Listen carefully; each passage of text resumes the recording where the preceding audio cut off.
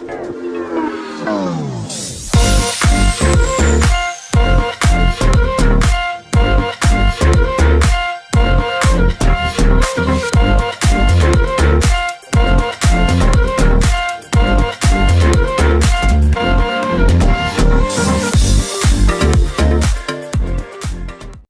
semua, salam sejahtera Malaysia. Selamat datang ke channel Fels Lifestyle. Info padu, info hangat disediakan di dalam channel ini. Tuan-tuan dan puan semua, seperti yang kita sudah sedia maklum, banyak saja laporan polis yang dibuat. Parti ini melaporkan parti inilah, pemimpin ini melaporkan pemimpin inilah. Jadi banyak yang berlaku di Malaysia hari ini. Satu kejutan besar hari ini, tuan-tuan dan puan semua, di antara parti di dalam kerajaan dan juga parti di dalam pembangkang. Nah, sudah pasti kita tahu ada perkara yang sama-sama tidak disetujui oleh kedua-dua pemimpin dan juga kedua-dua parti di Malaysia, yaitu parti dalam kerajaan, pimpinan Datuk Seri Anwar Ibrahim, dan parti dalam pembangkang, pimpinan Tan Sri Muhyiddin Yassin. Dalam satu artikel dari Biharian.com, DAP lapor polis, dakwa armada bersatu buat laporan palsu. Apa sebenarnya yang terjadi ini? Sebenarnya, adakah DAP membuat laporan polis yang membuktikan ada salah laku yang berlaku di dalam laporan polis yang dibuat, ataupun kesilapan? Nah, bukan salah laku, kesilapan yang dibuat oleh pemimpin bersatu, sehingga kan DAP pula yang membuat laporan polis mendakwa armada bersatu buat laporan polis. Maafkan saya, armada bersatu buat laporan palsu.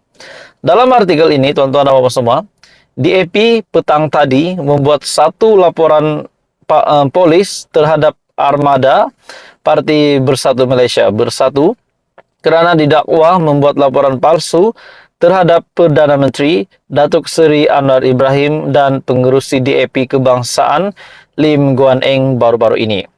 Berita ini ataupun artikel ini diterbitkan pada 27 Mac.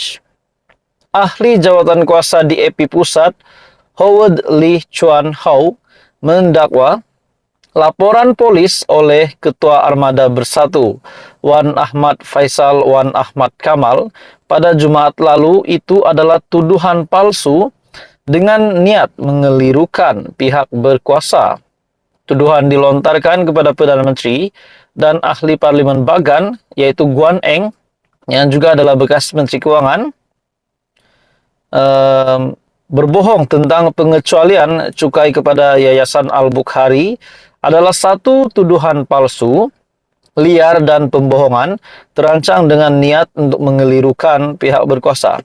Oke, saudara-saudara, tuan-tuan dan puan semua, sekiranya benar pemimpin, ahli politik di dalam Parti Bersatu ini, armada yang dapat dibuktikan mereka memang bersalah, adakah mereka akan benar-benar ditangkap ataupun dikenakan tindakan undang-undang? Itu menjadi persoalan. Dalam artikel ini, justru laporan polis dibuat oleh Ketua Armada Bersatu pada 24 Mac yang lalu itu terang-terangan laporan palsu dan berhasrat mengalih perhatian orang awam daripada isu sebenar, katanya, ketika ditemui sebelum membuat laporan polis di Ibu Pejabat Polis Daerah IPD Dangwangi. Hadir sama Ahli Parlimen Bentong yang Sefura Othman, Ahli Parlimen Kampar Chong Zemin, Ahli Parlimen Hulu Langat Muhammad Sani Hamzan, dan Ahli Parlimen Bukit Bendera Sherlina Abdul Rashid. Howard Lee yang juga Ahli Parlimen Ipoh Timur berkata Wan Ahmad Faisal juga perlu memahami bahawa apa juga kenyataan atau hujahan dibentangkan di Parlimen tidak boleh diambil tindakan oleh pihak berkuasa. Sebagai ahli Parlimen, terlindung daripada sebarang sabitan kesalahan dan keistimewaan sebagai seorang ahli Parlimen atau wakil rakyat adalah termaktub dalam Perlembagaan Persekutuan. Sehubungan dengan itu, tindakan Wan Ahmad Faisal membuat satu laporan polis terhadap kenyataan yang disebut oleh Perdana Menteri semasa di Parlimen adalah keterlaluan. Maka laporan polis pada hari ini berasaskan dua perkara, yaitu ahli Parlimen Machang, Ahmad Faisal, membuat satu laporan palsu kepada PDRM yang mana ia adalah satu kesalahan jenayah. Jadi tuan-tuan dan semua, ini satu lagi kejutan untuk bersatu. Apa komen Anda? Teruskan bersama di dalam channel ini. Info padu, info hangat disediakan di dalam channel ini. Hai semua, salam sejahtera Malaysia. Saudara-saudara, tuan-tuan dan bapak semua, selamat datang ke channel Fels Lifestyle. Seperti yang kita tahu, status Khairi Jamaluddin hari ini masih tergantung. Kita masih tidak tahu kemanakah hala tuju selepas ini, hala tuju di masa depan untuk Khairi Jamaluddin. Ada juga kabar angin menyatakan beliau berat kepada Perikatan Nasional, bahkan ditawarkan untuk masuk di dalam Perikatan Nasional. Tapi ada juga kabar angin mengatakan Khairi Jamaluddin juga boleh menyertai Pakatan Harapan. Namun persoalan yang timbul, sekiranya KJ, Khairi Jamaluddin Abu Bakar, menyertai Pakatan Harapan, tidakkah dalam masa yang sama, secara tidak langsung, beliau akan bekerja sama semula dengan parti lamanya, yaitu UMNO, disebabkan timbalan Perdana Menteri bersama dengan Perdana Menteri hari ini adalah satu pembentukan di antara parti gabungan Pakatan Harapan dan Barisan Nasional. Jadi tuan-tuan dan semua, satu bagi saya, pendapat saya secara pribadi, tapi saya tidak mengesahkan perkara ini, cuma pendapat saja.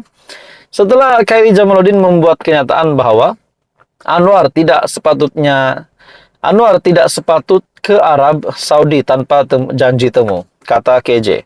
Adakah KJ pun bersependapat dengan pemimpin pembangkang yang mengkritik lawatan Perdana Menteri ke Arab Saudi, yang mereka simpulkan itu adalah gagal disebabkan Datuk Seri Anwar Ibrahim tidak dapat bertemu dengan Raja Salman dan juga putra mahkota. Jadi mereka simpulkan bahwa lawatan itu gagal. Namun tuan-tuan dan bapak semua, apa yang saya tahu setelah saya melihat beberapa artikel berkaitan dengan lawatan Perdana Menteri, pihak daripada Arab Saudi, kepimpinan Raja Salman, saya boleh katakan begitu, meminta untuk Perdana Menteri memanjangkan tempo lawatannya supaya perjumpaan itu dapat dilaksanakan. Namun Perdana Menteri tidak menerima dengan hormat cadangan tersebut, namun tidak dapat memenuhi cadangan itu karena perlu balik ke Malaysia untuk bertemu, untuk melengkapkan jadwal untuk pertemuan bersama yang di Pertuan Agong. Dalam artikel ini, Anwar tidak sepatut ke Arab Saudi tanpa janji temu, kata KJ. Perdana Menteri Anwar Ibrahim tidak sepatutnya ke Arab Saudi tanpa janji temu yang ditetapkan untuk perjumpaan dengan Raja Salman, Abdul Aziz Al Saud dan putra mahkota Muhammad Salman Al Saud, kata bekas Menteri KJ. Menurutnya ini lebih-lebih lagi kerana jadwal di Arab Saudi lazimnya adalah Haywire ataupun kelam kabut pada minggu pertama bulan Ramadan.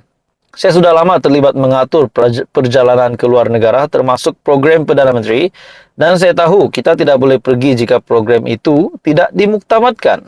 Berkenaan dengan budaya di Arab Saudi, dia sebagai tetamu tidak akan pergi minggu pertama Ramadan, sebab minggu pertama Ramadan ini memang jadwal-jadwal Haywire. Tak boleh minit terakhir buat janji temu, katanya semasa bercakap di podcast Keluar Sekejap bersama bekas Ketua Penerangan UMNO Syahril Hamdan semalam, sambil menyifatkan apa yang berlaku sebagai kesilapan besar. Sehubungan dengan itu, menurut KJ, apa yang berlaku tidak seharusnya dipandang remeh memandangkan kepentingan geopolitik Arab Saudi serta peluang perniagaan daripada projek mega di negara itu.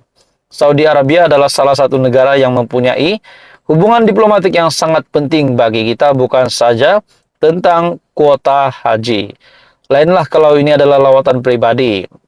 Jadi tuan-tuan semua, akhirnya KJ membuat kenyataan begini. Adakah kita boleh simpulkan bahwa KJ juga menyokong apa yang dinyatakan oleh para ahli pemimpin pembangkang? Dan mungkin Indika juga menunjukkan bahwa satu petanda bahwa KJ memang berat kepada perikatan nasional. Apa komen Anda teman-teman semua? Teruskan bersama di dalam channel ini. Jangan lupa tekan butang like, share, dan subscribe.